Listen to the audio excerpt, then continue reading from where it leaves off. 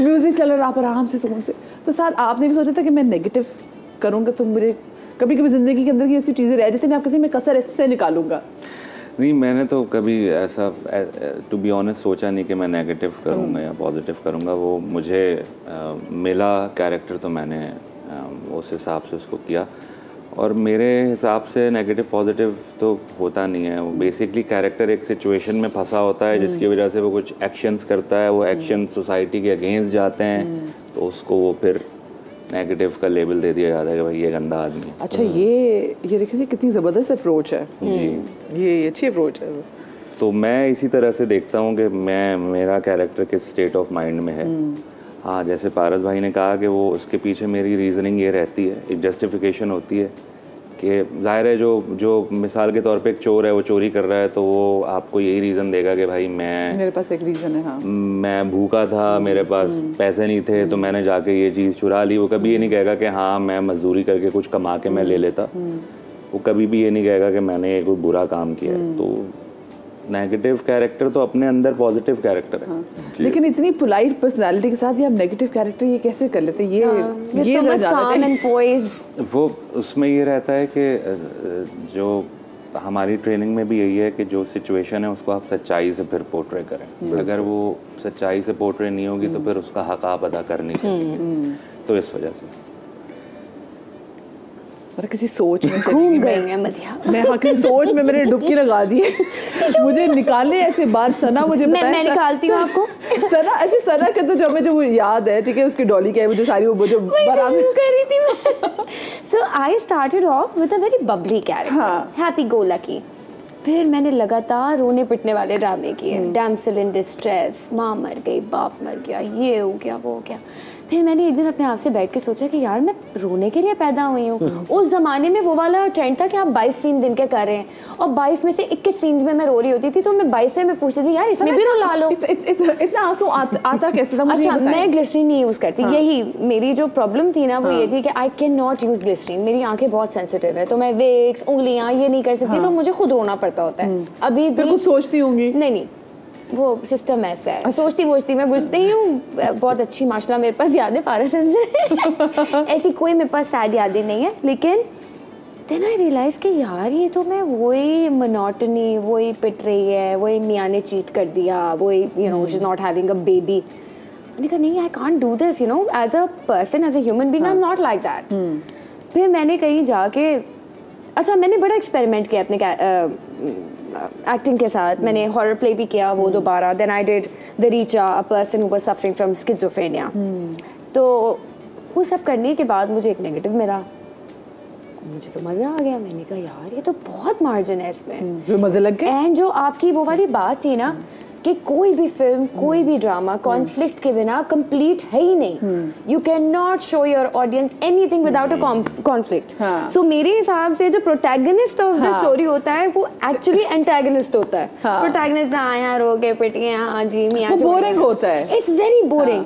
And then I realise कि इसको इतने तरीकों से आप प्ले कर सकते हैं। एक बड़ी बड़ी आंखों का कितना मार्जिन, मतलब मैंने यूजुअली देखा है कि हमारे यहाँ जो नेगेटिव जिनको भी किरदार दिया जाता है खवातीन में, उनकी आंखें ये बड़ी बड़ी, ताकि वो बड़ी बड़ी आंखों के साथ ना वो। और मदिया लोगों को कहते हैं कि प्लीज एक्सप्रेशन नहीं आ रहा है, मुझे कहते हैं अल्लाह का वास्ता कम करो। Because even when I talk normally I have a lot of expression. हाँ, बहुत ही। वैसे अदाकारी में जिनकी बड़ी आंखें होती हैं उनको आसानी होती है जाहिर है एक्सप्रेस करने में, और छोटी आंखों में ज़रा ज़्यादा आपको मेहनत। एक मेरे बहुत प्यारे, आई लव हिम, शद्दी भाई शाहिद शफात होते हैं डायरेक्टर। वो उनके साथ जब भी मैं काम करती हूँ, सना प्लीज़ थोड़ा सा कम कर दो, ये आंखें थोड़ी छोटी कर दो, इसको थोड़ा नीचे कर दो। अच्छा, वो मुझे बताते हैं। हाँ, एंड उनके साथ मैं इसीलिए बहुत एंजॉय करती हूँ क्योंकि डायरेक्टर्स जो है ना वो बह जाते हैं एक्टिंग में कि यार ज़्यादा आ रही है, मज़ा आ रहा है, ये तो बहुत नेगेटिव आ रहा है, लेकिन उसको सटल करना बहुत मुश्किल है फॉर अ पर्सन लाइक मी।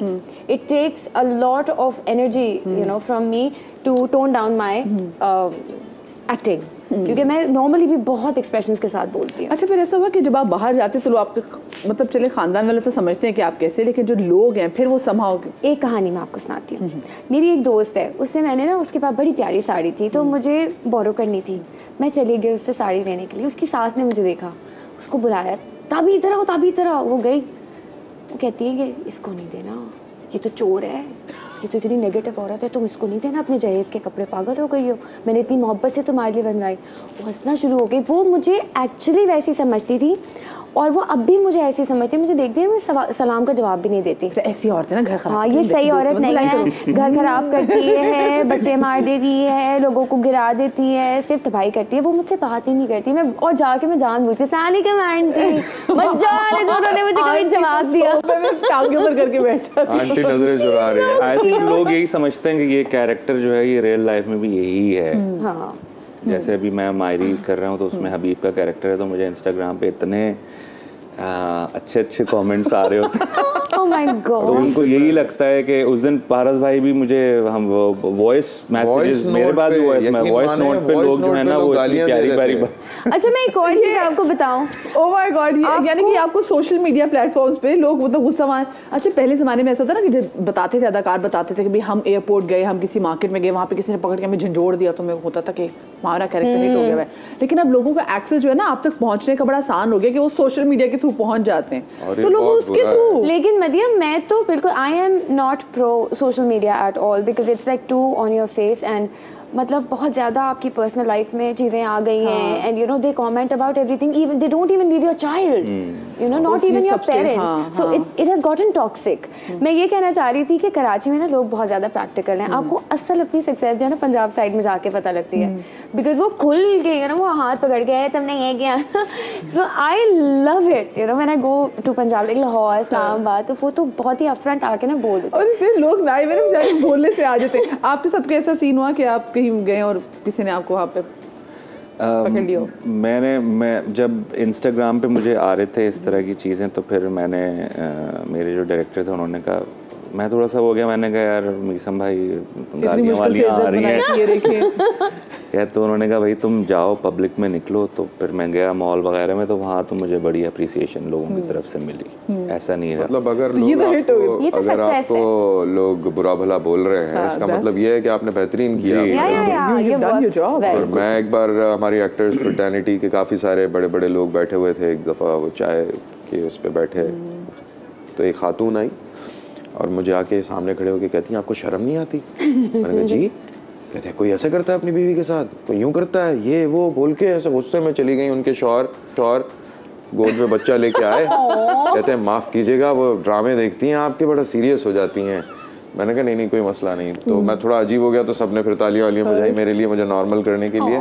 ये होता है हमारे, एक तो ड्रामे पूरी दुनिया में बड़े वसूख के साथ देखे जाते हैं, शौक से देखे जाते हैं, और लोग उसको बहुत सीरियसली ले लेते हैं। कुछ लोग तो बहुत ही सीरियसली। अभी मेरा जो कैरेक्टर है उसमें एक खातून है जिनके साथ मैं बिजनेस कर रहा हूँ, तो उनका नाम, कैरेक्टर का नाम शाजिया है।